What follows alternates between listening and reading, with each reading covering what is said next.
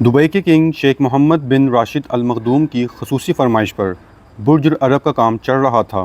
اس building کی construction Dubai کے لیے بہت زیادہ امپورٹنٹ تھی، کیونکہ اسی بلڈنگ نے دنیا بھر میں دبئی کا امپریشن بنانا تھا اور دبئی کا فیوچر بھی اس بلڈنگ پر ڈیپینڈ کر رہا تھا۔ 1053 فٹ اونچا دنیا کا سب سے اونچا ہوٹل بنانے کے لیے شیخ محمد بن راشد نے دبئی کے سارے خزانے بھی کھول دیے تھے۔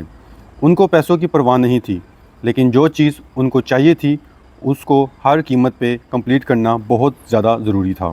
مسئلہ یہ نہیں تھا کہ دنیا کا سب سے اونچا ہوٹل بنانا ہے، بلکہ مسئلہ یہ تھا کہ دنیا کا سب سے اونچا ترین ہوٹل پانی پہ بنانا تھا۔ جی ہاں، کنسٹرکشن ٹیم نے دن رات ایک کر کے دبئی کے ساحل سے 1300 فیٹ کے فاصلے پر پتھروں کی مدد سے پانی پہ ایک آئر لینڈ تو بنا دیا، لیکن جب وہاں کنسٹرکشن کا کام ہونے ہی والا تھا تو ایک ایسا واقعہ ہوا جس نے ان کی نیندیں ہی اڑا دی۔ ایک طاقتور سمندری طوفان آیا جس کی انٹینسٹی اتنی زیادہ تھی کہ اس نے آئر لینڈ کے پتھروں کو ہی ہلا کر رکھ دیا تھا۔ یہاں طوفانی لہروں نے آئر لینڈ کو نقصان پہنچایا تو دوسری طرف دبئی کے شاہی محل میں بھی خوف کی لہر دوڑ گئی تھی۔ سب کو یہی لگنے لگا کہ جس طوفانی لہروں نے صرف آئر لینڈ کو اتنا نقصان پہنچایا ہے تو وہ بعد میں برج العرب کو کیسے چھوڑے گی۔ آرٹیفیشل آئر لینڈ پہ دنیا کا سب سے اونچا ہوٹل بنانے کا خواب اب ڈوبتا ہوا نظر آ رہا تھا۔ ہر طرف مایوسی پھیلی ہوئی تھی اور کنسٹرکشن کا کام بھی ہولڈ پہ جا چکا تھا۔ تب ہی ایک انجینئر نے ایک ایسا سولوشن پیش کیا جس سے چاہے طوفانی لہریں ہو یا ہریکین، آئر لینڈ فولاد کی طرح کھڑا رہے گا۔ دبئی کے ساحل پہ فخر سے کھڑی یہ بلڈنگ، جس کو ہم برج العرب کے نام سے جانتے ہیں، یہ building dream palace of Dubai کے نام سے بھی پہچانی جاتی ہے۔ فرانس کے بھی آئیفل ٹاور سے اونچا، 321 میٹر لمبا دنیا کا یہ سب سے اونچا ہوٹل ہے، جس پر $1 بلین یعنی 75,000 کروڑ روپے کا خرچہ ہوا تھا۔ مین میڈ آئر لینڈ پر یہ دنیا کی سب سے پہلی اور اونچی ترین بلڈنگ ہے، اور ساتھ ہی سب سے زیادہ لگزریس بھی۔ جس ہوٹل میں صرف ایک رات گزارنے کا رینٹ ہی 18 لاکھ روپے کی برابر ہو، اس بلڈنگ کی شان و شوکت کا اندازہ لگانے آپ کے لیے مشکل نہیں ہوگا۔ لیکن دبئی کے رورل کے لیے برج العرب بنانے کا یہ فیصلہ کافی زیادہ مشکل تھا۔ جی ہاں، 1950 میں دبئی مچھیروں کا گھر ہوا کرتا تھا، لیکن جب 1960 میں دبئی سے آئل نکلنا شروع ہوا تو دبئی کے حالات کچھ بہتر ہونے لگے۔ جہاں ان کو آئل نکلنے کی خوشی ملنے لگی، وہیں ایک بری خبر بھی ملنے لگی۔ جیولوجسٹ نے بتایا دبئی سے نکلنے والا آئل صرف 2016 تک چل سکے گا، یعنی دبئی کے پاس صرف 2016 تک کا ٹائم تھا۔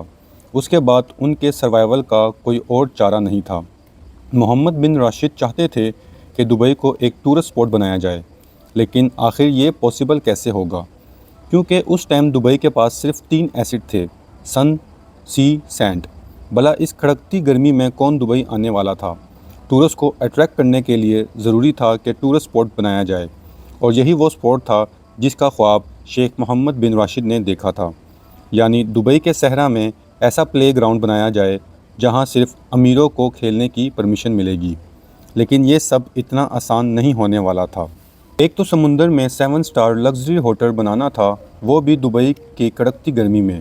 اس پروجیکٹ میں جو بھی انجینئرنگ ٹیم ہاتھ ڈالے گی، یہ بات تو طے تھی کہ ان کو اپنی لمٹس کراس کرنی پڑے گی، اور بالکل ایسے ہی ہوا جیسے سوچا گیا تھا۔ انجینئرنگ ٹیم کو برج العرب کی کنسٹرکشن میں ایسے چیلنجز فیس کرنے پڑے جو ان کو انجینئرنگ ہسٹری میں کبھی نہیں دیکھے تھے۔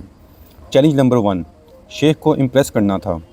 دبئی یہ پروجیکٹ بنوانا تو چاہتا تھا، لیکن اس کے لیے ضروری تھا کہ کوئی ایسا پروجیکٹ لے کر آئے جو پہلی نظر میں ہی شیخ کی آنکھوں میں بس جائے۔ برٹش آرٹسٹ ٹام رائٹ اور اس کی ٹیم نے یہ مشکل کام انجام دینے کے لیے حامی تو بھر لی، لیکن ان کے پاس اتنا ایکسپیرینس نہیں تھا۔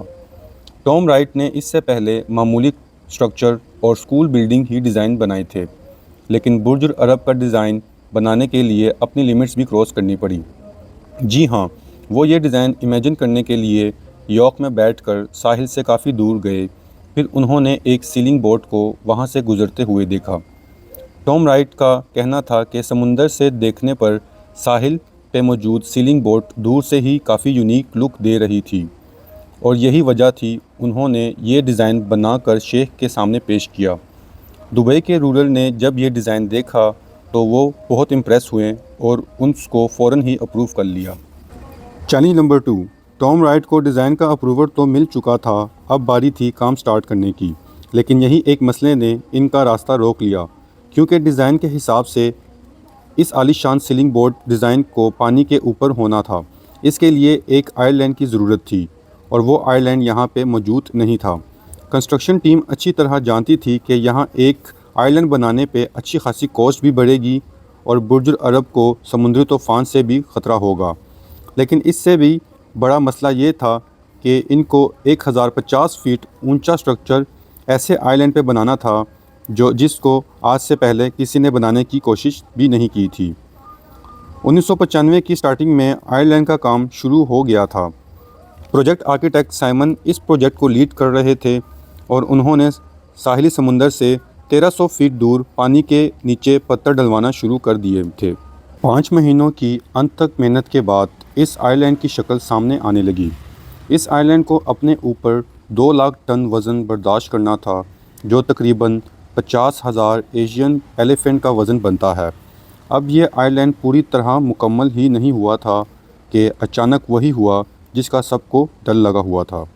جی ہاں، عربین سی میں سمندری طوفان نے عمان اور یونائٹڈ عرب کو اپنی لپیٹ میں لے لیا اور ساتھ ہی برج العرب کے لیے بنائے گئے آئر لینڈ کو بھی۔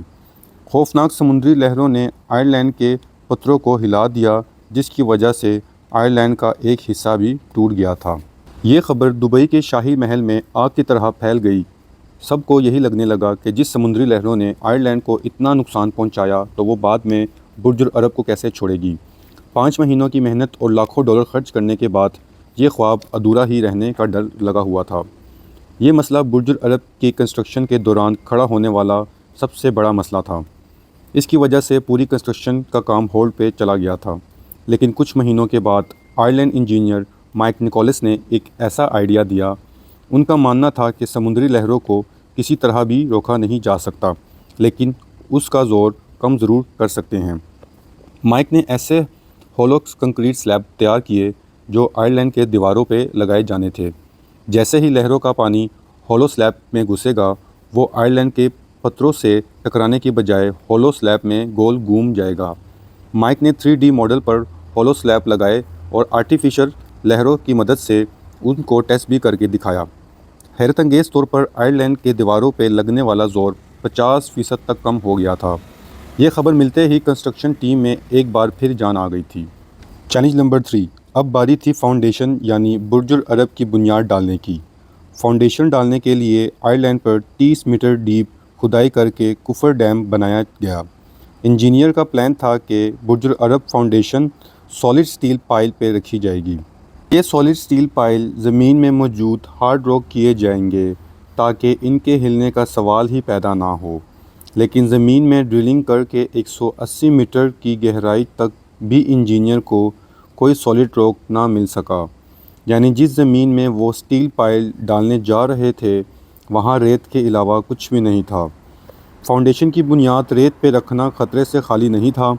جیوگرافک کے حساب سے دبئی فالٹ لائن کے کافی قریب ہے اور ارتھ کویک کی صورت میں لاکھوں ٹن وزنی سٹرکچر ایک ہی جھٹکے میں ڈیر ہو جائے گا، کیونکہ جب زمین ہلتی ہے تو ریت کے ذرے کمپیکٹ ہو جاتے ہیں، اور یہ کنڈیشن خاص طور پہ تب مزید خطرناک ہو جاتی ہے جب ریت کے اوپر ہیوی سٹرکچر کھڑا ہو۔ اس مسئلے سے نکلنے کے لیے پروجیکٹ آرکیٹیکٹ سائمن نے ایک آئیڈیا پیش کیا۔ ان کا کہنا تھا اگر ریت میں سٹیل پائل ٹھوکا جائے تو وہ ایک وقت کے بعد وہ اندر جمع ہونا کر دے گا اور زمین کے اندر اس کے گرد اب ایسی ریت جمع ہو جائے گی جو آلریڈی کمپریس ہے۔ اس آئیڈیا کے بعد برج العرب کی بنیاد ڈلی اور بلڈنگ کے کنسٹرکشن کا کام پراپر طور پر شروع ہو گیا تھا۔ 4 سال کی دن رات محنت کے بعد برج العرب کا کنسٹرکشن کا کام کمپلیٹ ہوا اور 1999 میں برج العرب کو ایک ٹورسٹ اسپاٹ کے طور پہ دنیا بھر میں پیش کیا گیا۔ اس بلڈنگ کے بعد دبئی کا نقشہ ہی بدل گیا۔ اب ہر سال 8 سے 9 ملین لوگ یعنی 80 سے 90 لاکھ لوگ دبئی گھومنے آتے ہیں اور ہر ایک کی یہی خواہش ہوتی ہے کہ وہ برج العرب میں اسٹے کرے۔ اگر آپ کو یہ ویڈیو اچھی لگی تو ہمارا چینل سبسکرائب کرنا نہ بھولیے گا۔ شکریہ۔